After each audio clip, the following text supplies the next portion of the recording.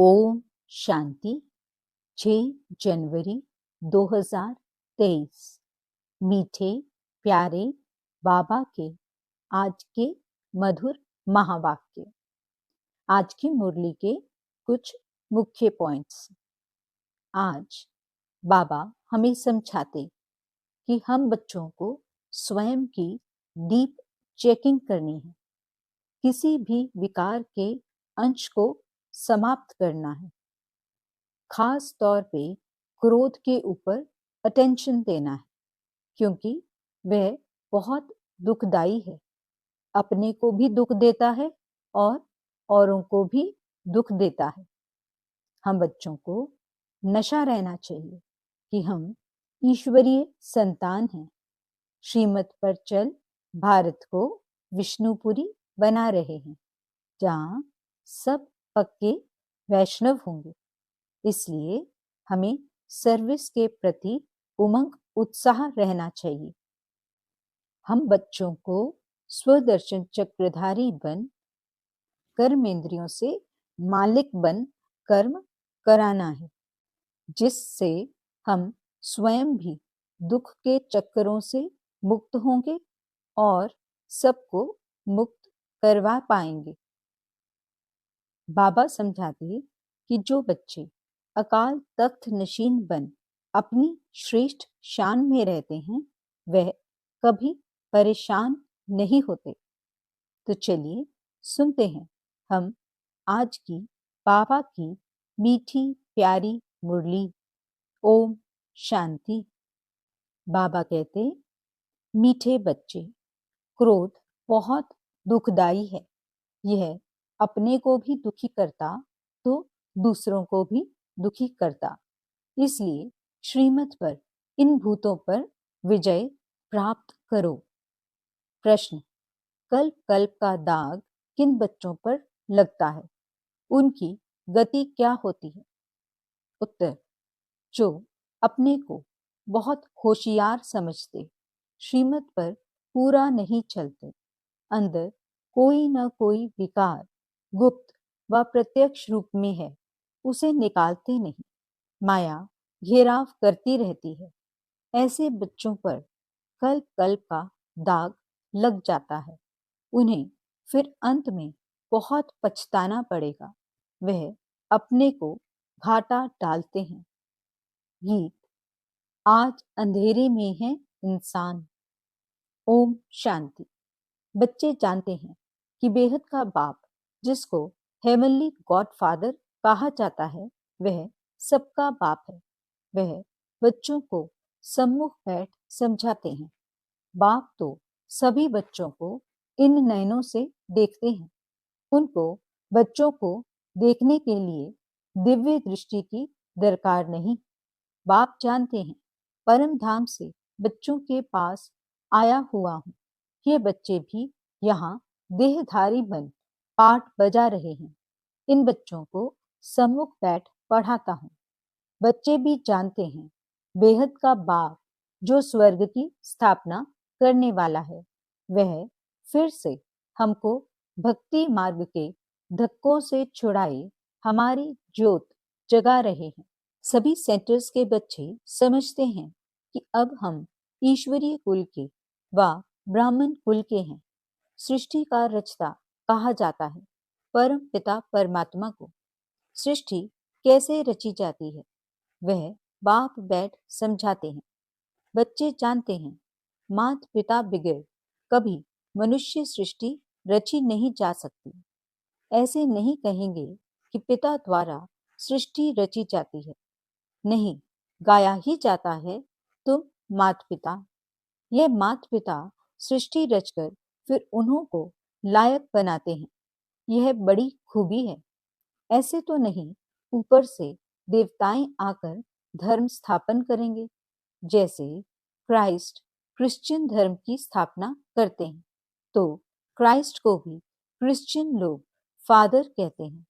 अगर फादर है तो मदर भी जरूर चाहिए। उन्होंने मदर रखा है मेरी को। अब मेरी कौन थी? क्राइस्ट की नई आत्मा ने आकर तन में प्रवेश किया। तो जिसमें प्रवेश किया उसके मुख से प्रजा रची, वह हो गए क्रिश्चियन। यह भी समझाया गया है कि नई आत्मा जो ऊपर से आती है, उनका ऐसा कोई कर्म नहीं है जो दुख भोगे। पवित्र आत्मा आती है। जैसे परमपिता परमात्मा कभी दुख नहीं भोग सकता। दुख अथवा गाली आदि सब इस साकार को देते हैं। तो क्राइस्ट को भी जब क्रॉस पर चढ़ाया तो जरूर जिस तन में क्राइस्ट की आत्मा ने प्रवेश किया उसने ही यह दुख सहन किया। क्राइस्ट की प्योर सोल तो दुख नहीं सहन कर सकती, तो क्राइस्ट हुआ फादर। माँ कहाँ से लावे, फिर मेरी को मदर बना दिया है। दिखाते हैं मेरी कुमारी थी, उनसे क्राइस्ट पैदा हुआ। यह सब शास्त्रों से उठाया है।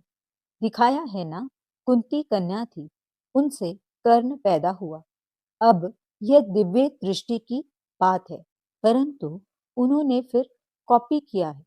तो जैसे ये ब्रह्मा मदर है, मुख द्वारा बच्चे पैदा कर फिर संभालने के लिए मम्मा को दिया, तो क्राइस्ट का भी ऐसे है। क्राइस्ट ने प्रवेश कर धर्म की स्थापना की। उनको कहेंगे क्राइस्ट की मुख वंशावली भाई और बहन। क्रिश्चियन का प्रजापिता हो गया क्राइस्ट। जिसमें प्रवेश कर बच्चे पैदा किए वह हो गई माता। फिर संभालने लिए दिया मेरी को। उन्होंने मेरी को मदर समझ लिया है। यहाँ तो बाप कहते हैं मैं इनमें प्रवेश कर मुख संतान रचता हूँ, तो उसमें ये मम्मा भी मुख संतान ठहरी।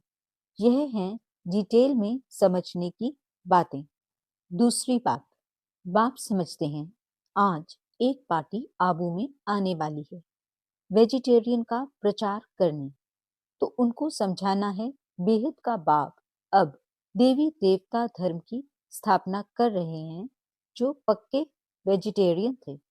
और कोई भी धर्म इतना वेजिटेरियन होता नहीं है। अब ये सुनाएंगे कि वैष्णव बनने में कितने फायदे हैं, परंतु सब तो बन नहीं सकते क्योंकि बहुत हिरे हुए हैं, आदत पड़ी हुई है, छोड़ना बड़ा मुश्किल है। परंतु इस पर समझाना है कि बेहद के बाप ने जो हेवन स्थापन किया है उसमें सभी वैष्णव अर्थात विष्णु की वंशावली थे। देवताएं बिल्कुल वाइसलेस थे। आजकल के वेजिटेरियन तो विशेष हैं। क्राइस्ट से 3000 वर्ष पहले भारत हेवन था, तो ऐसे ऐसे समझाना है। तुम बच्चों के बिगड़ ऐसा कोई मनुष्य नहीं जिसको मालूम हो कि स्वर्ग क्या चीज है, कब स्थापन हुआ, वहां कौन राज्य करते हैं। लक्ष्मी नारायण के मंदिर में भल चाहते हैं, बाबा भी चाहते थे, परंतु यह नहीं जानते कि स्वर्ग में इन्हों की राजधानी होती है। सिर्फ महिमा गाते हैं, परंतु उन्हों को किसने राज्य दिया कुछ भी पता नहीं। अब तक बहुत मंदिर बनाते हैं क्योंकि समझते हैं लक्ष्मी ने धन दिया है, इसलिए दीपमाला पर व्यापारी लोग लक्ष्मी की पूजा करते हैं। इन मंदिर बनाने वालों को भी समझाना चाहिए। जैसे फॉरेनर्स आते हैं तो उनको भारत की महिमा बतानी चाहिए कि क्राइस्ट से 3000 वर्ष पहले भारत ऐसा वेजिटेरियन था, ऐसा कोई हो नहीं सकता। उनमें बहुत ताकत थी। गॉड गॉडेस का राज्य कहा जाता है। अब वही राज्य फिर से स्थापन हो रहा है। ये वही समय है। शंकर द्वारा विनाश भी गाया हुआ है, फिर विष्णु का राज्य होगा। बाप द्वारा स्वर्ग का वर्षा लेना हो तो आकर ले सकते हैं। रमेश उषा दोनों को सर्विस का बहुत शौक है। ये वंडरफुल जोड़ा है, बहुत सर्विसेबल है। देखो नए नए आते हैं तो पुरानों से भी तीखे चले जाते हैं। बाबा युक्तियां बहुत बताते हैं, परंतु कोई न कोई विकार का नशा है तो माया उछलने नहीं देती है। कोई में काम का थोड़ा अंश, क्रोध तो बहुतों में है, परिपूर्ण कोई बना नहीं है, बन रहे हैं। माया भी अंदर काटती रहती है। जब से रावण राज्य आरंभ हुआ है, तब से इन चूहों ने कुतरना, काटना शुरू किया है। अब तो भारत बिल्कुल ही कंगाल हो गया है। माया ने सबको पत्थर बुद्धि बना दिया है। अच्छे अच्छे बच्चों को भी माया ऐसे घेरती है जो उन्हों को पता नहीं पड़ता कि हमारा कदम पीछे कैसे जा रहा है। फिर संजीवनी बूटी सुंघाकर होश में लाते हैं। क्रोध भी दुखदाई है, अपने को भी दुखी करता, दूसरों को भी दुखी करता है। कोई में गुप्त है, कोई में प्रत्यक्ष। कितना भी समझाओ, समझते नहीं हैं। अभी अपने को बहुत होशियार समझते हैं, पीछे बहुत पछताना पड़ेगा। कल्प कल्प का दाग लग जाएगा। श्रीमत पर चले तो फायदा भी बहुत है, नहीं तो घाटा भी बहुत है। मत दोनों की मशहूर है, श्रीमत और ब्रह्मा की मत। कहते हैं ब्रह्मा भी उतर आए तो भी यह नहीं मानेगा। श्री कृष्ण का नाम नहीं लेते हैं। अब तो परम पिता परमात्मा खुद मत देते हैं। ब्रह्मा को भी उनसे ही मत मिलती है। बाप का बच्चों पर बहुत प्यार होता है। बच्चों को सिर कूले चढ़ाते हैं। बाप की एम रहती है कि बच्चा ऊंच चढ़े तो कुल का नाम निकलेगा, परंतु बच्चा न बाप की माने न दादा की माने तो गोया बड़ी माँ की भी नहीं माना। उसका क्या हाल होगा, बात मत पूछो। बाकी सर्विसेबल बच्चे तो बाप दादा की दिल पर चढ़ते हैं, तो उनकी बाबा खुद महिमा करते हैं। तो उन्हों को समझाना है कि इसी भारत में विष्णु के घराने का राज्य था, जो फिर स्थापन हो रहा है। अब बाबा फिर उसी भारत को विष्णुपुरी बना रहे हैं। तुमको बहुत नशा होना चाहिए। वे लोग तो मुफ्त अपना नाम निकालने के लिए माथा मार रहे हैं। खर्चा तो गवर्नमेंट से मिल जाता है। सन्यासियों को तो बहुत पैसे मिलते हैं।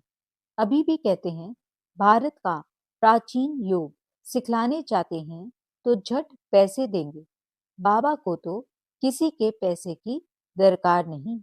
ये खुद सारी दुनिया को मदद करने वाला भोला भंडारी है। मदद मिलती है बच्चों की। हिम्मते बच्चे, मददे बाप। जब कोई बाहर से आते हैं तो हिरे हुए हैं, समझते हैं आश्रम है कुछ देवें, परंतु तुमको बोलना है क्यों देते हो। ज्ञान तो कुछ सुना नहीं है, कुछ पता नहीं। हम बीज बोते हैं, स्वर्ग में फल मिलना है। ये पता भी तब हो जब ज्ञान सुने। ऐसे आने वाले करोड़ों आएंगे। ये अच्छा है जो बाबा गुप्त रूप में आया है। श्री कृष्ण के रूप में आता तो रेती मुआफिक इकट्ठे हो जाते, एकदम चटक पड़ते, कोई घर में बैठ ना सके। तुम ईश्वरीय संतान हो, ये भूलो मत। बाप की तो दिल में रहता है कि बच्चे पूरा वर्षा लेवें। स्वर्ग में तो ढेर आएंगे, परंतु हिम्मत कर ऊंच पद पाएं वे कोटों में कोई निकलेगा। अच्छा, मात पिता बाप दादा का मीठे मीठे सिकिलदे बच्चों प्रति याद प्यार और गुड मॉर्निंग। रूहानी बाप की रूहानी बच्चों को नमस्ते। हम रूहानी बच्चों की रूहानी बाप दादा को दिल व जान सिखवा प्रेम से नमस्ते नमस्ते नमस्ते जी। गुड मॉर्निंग बाबा, शुक्रिया बाबा। रात्रि क्लास 15 जून 1968। पास्ट जो हो गया है उनको रिवाइज करने से जिनकी कमजोर दिल है तो उन्हों के दिल की कमजोरी भी रिवाइज हो जाती है। इसलिए बच्चों को ड्रामा के पट्टे पर ठहराया गया है। मुख्य फायदा है ही याद से ही आयु बड़ी होनी है। ड्रामा को बच्चे समझ जाएं तो कब ख्याल न हो। ड्रामा में इस समय ज्ञान सीखने और सिखाने का चल रहा है, फिर पाठ बंद हो जाएगा। न बाप का न हमारा पाठ रहेगा, न उनका देने का पाठ न हमारा लेने का पाठ होगा। तो एक हो जाएंगे ना। हमारा पाठ नई दुनिया में हो जाएगा, बाबा का पाठ शांति धाम में होगा। पाठ का रील भरा हुआ है ना। हमारा प्रारब्ध का पाठ, बाबा का शांति धाम का पाठ, देने और लेने का पाठ पूरा हुआ, ड्रामा ही पूरा हुआ। फिर हम राज्य करने आएंगे, वह पाठ चेंज होगा, ज्ञान स्टॉप हो जाएगा, हम वह बन जाएंगे। पाठ ही पूरा तो बाकी फर्क नहीं रहेगा। बच्चों के साथ बाप का भी पाठ नहीं रहेगा। बच्चे ज्ञान को पूरा ले लेते हैं तो उनके पास कुछ रहता ही नहीं है। न देने वाले के पास रहता, न लेने वाले में कमी रहती, तो दोनों एक दो के समान हो गए। इसमें विचार सागर मंथन करने की बुद्धि चाहिए। खास पुरुषार्थ है याद की यात्रा का। बाप बैठ समझाते हैं, सुनाने में तो मोटी बात हो जाती है, बुद्धि में तो सूक्ष्म है ना। अंदर में जानते हैं शिव बाबा का रूप क्या है, समझाने में मोटा रूप हो जाता है। भक्ति मार्ग में बड़ा लिंग बना देते हैं। आत्मा है तो छोटी ना, यह है कुदरत, कहाँ तक अंत पाएंगे। फिर पिछाड़ी में बेअंत कह देते। बाबा ने समझाया है, सारा पाठ आत्मा में भरा हुआ है, यह कुदरत है, अंत नहीं पाया जा सकता। सृष्टि चक्र का अंत तो पाते हैं, रचयिता और रचना के आदि मध्य अंत को तुम ही जानते हो। बाबा नॉलेजफुल है, फिर भी हम फुल बन जाएंगे, पाने के लिए कुछ रहेगा नहीं। बाप इसमें प्रवेश कर पढ़ाते हैं, वह है बिंदी। आत्मा का व परमात्मा का साक्षात्कार होने से खुशी थोड़ी ही होती है। मेहनत कर बाप को याद करना है तो विकर्म विनाश होंगे। बाप कहते हैं, मेरे में ज्ञान बंद हो जाएगा तो तेरे में भी बंद हो जाएगा। नॉलेज ले ऊंच बन जाते हैं, सभी कुछ ले लेते हैं, फिर भी बाप तो बाप है ना। तुम आत्माएं आत्मा ही रहेंगे, बाप होकर तो नहीं रहेंगे। यह तो ज्ञान है। बाप बाप है, बच्चे बच्चे हैं।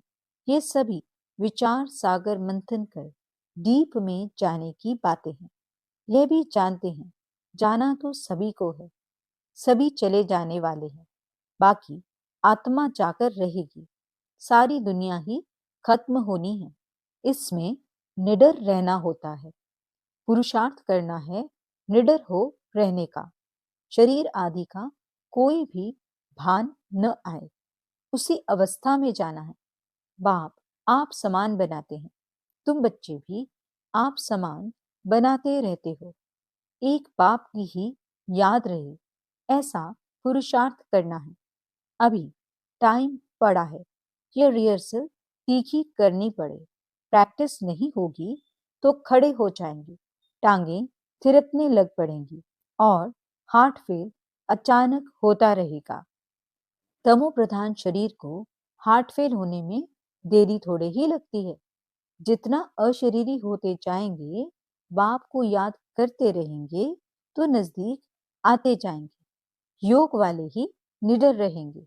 योग से शक्ति मिलती है, ज्ञान से धन मिलता है। बच्चों को चाहिए शक्ति, तो शक्ति पाने लिए बाप को याद करते रहो। बाबा है अविनाशी सर्जन, वह कब पेशेंट बन न सके। अभी बाप कहते हैं, तुम अपनी अविनाशी दवाई करते रहो। हम ऐसी संजीवनी बूटी देते हैं जो कब कोई बीमार न पड़े। सिर्फ पतित पावन बाप को याद करते रहो तो पावन बन जाएंगे। देवताएं सदैव निरोगी पावन है ना। बच्चों को यह तो निश्चय हो गया है, हम कल्प कल्प वर्षा लेते हैं, अनगिनत बार पाप आया है, जैसे अभी आया है। बाबा जो सिखलाते समझाते हैं, यही राजयोग है। वह गीता आदि सभी भक्ति मार्ग के हैं। यह ज्ञान मार्ग बाप ही बताते हैं। बाप ही आकर नीचे से ऊपर उठाते हैं। जो पक्के निश्चय बुद्धि हैं, वही माला का दाना बनते हैं। बच्चे समझते हैं, भक्ति करते करते हम नीचे गिरते आए हैं। अभी बाप आकर सच्ची कमाई कराते हैं। लौकिक बाप इतनी कमाई नहीं कराते जितनी पारलौकिक बाप कराते हैं। अच्छा, बच्चों को गुड नाइट और नमस्ते। हम बच्चों की रूहानी बाप दादा को नमस्ते। धारणा के लिए मुख्य सार। पहला पॉइंट, सर्विसेबल बनने के लिए विकारों के अंश को भी समाप्त करना है। सर्विस के प्रति उछलते रहना है। दूसरा पॉइंट, हम ईश्वरीय संतान हैं।